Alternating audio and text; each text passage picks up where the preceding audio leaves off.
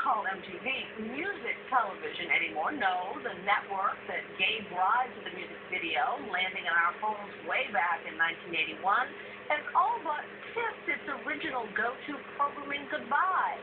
So how will the pop culture staple remain relevant to teens nearly 30 years later? The Weir counts the way. I like being boys and I cannot lie. You other brother deny. There was a time when MTV made global headlines for censoring the likes of Sir Mix-a-Lot and Cher.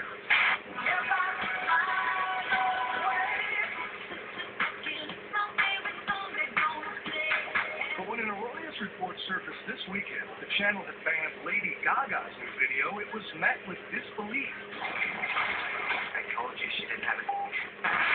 Wait a minute, the bloggers wrote. MTV still plays music videos? From the moment it launched, MTV has existed in an almost perpetual state of reinvention. They gave us cartoon morons on a couch. I hate it so bad. And real strangers on camera. True story. 7 strangers. Entire new genres were spawned in the 90s, and old ones reimagined. Jackass brought howls of protest. This is how MTV does Miami. Check this out. And TRL, squeals of joy.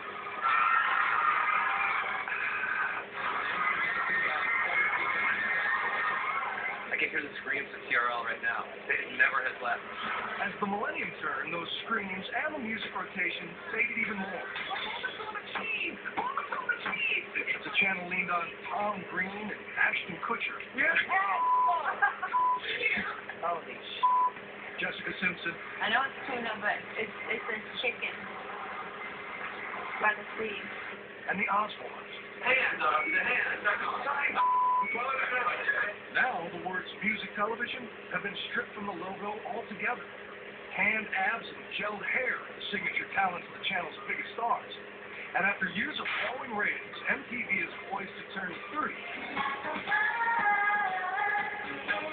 In the middle of yet another Madonna-esque makeover. So where were you when that moment happened?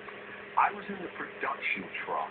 We knew that there would be, let's say, an intimate interchange. We didn't know that they'd necessarily swap spit. And how did you react in the production truck when that moment happened? I guess I would say elation. Van Toffler is the president of MTV. Weaned on hair metal bands, he joined the network back when Michael Jackson was still in heavy rotation. What happened to the music? Oh, the music is still there, but it's there differently. We can think about what technology has done. A 19-year-old in their phone can get any video they want legally and illegally, on demand, whenever they want. Is Sex on Fire expensive? He spends his days trying to balance what's next with what's familiar and bankable going on. One moment hearing a pitch from American Idol judge Randy Jackson on the possibilities of America's Best Dance Crew. How can we refine and make the challenges even more interesting and more unpredictable? You know what I mean? Right, that's a cool idea. The next moment, he considers the lingering appeal of NSYNC. Well, we should show you some specifically now. Meanwhile, back in New York, his boss, Judy McGrath, bumps her fist to a new pop tune while her star goes over exhaustive research into the minds of young America. We believe that the masses are yearning for simplistic lyrics and faster beats per minute. Where does a young band, where does our audience look first?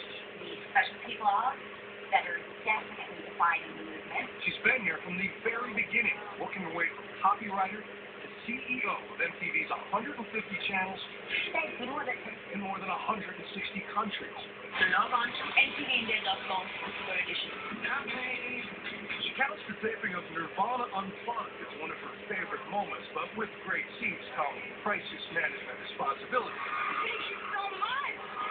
Like when Kanye West pulls something like this at the VMAs. I'm really happy for you. I'll let you finish. But Beyonce had one of the best videos of all time. there just to be in the audience and be a guest, but he did have that bottle of Hennessy, and I saw about 1,000 people pick up their mobile devices and start texting immediately, and I ran to the truck. With excitement, because everybody's going to be talking about this tomorrow? Well, I got the... Crisis management? There's a little bit of the Taylor Swift mother would like to see you right now. The next thing for MTV is a lot more scripted programming, including a show about a debauched ape puppet. Okay, snorting only habitually. Any abuse when you're growing up? Sexual abuse, physical abuse? You mean perpetrated by or upon? Upon. And The Hard Times of R.J. Berger, about a high school bully magnet with a certain attribute. Do you agree? He's well endowed as a human. Yes, he is. Right. Why do you need a character with a freakishly large sex organ as the centerpiece of a scripted series? It is sort of an unexpected twist. We really don't want to do television like other networks. We want to do it differently, and we want to specifically speak to our audience. He says they've always tried to balance the raunch with the redemptive, from choose or lose. And it's your last chance to ask Obama. Live Aid,